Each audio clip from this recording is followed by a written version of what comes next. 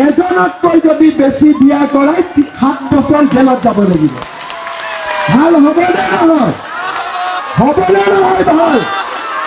আজি কোনেও অসমত মহিলাৰ কাৰণে আগত ইমান চিন্তা কৰা নাছিল।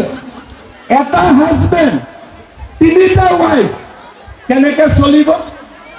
এতিয়া মই কৈছো নহয়, এজনৰ এটা হ'ব লাগিব, 2টা হ'ব নোৱাৰিব।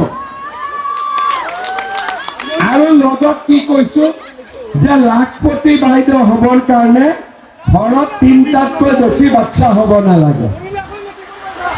এতিয়া কিছুমানে 25,000টো পাব লাগিব, বোলে মাজত আৰু এটা বাচ্চা হৈ গ'ল।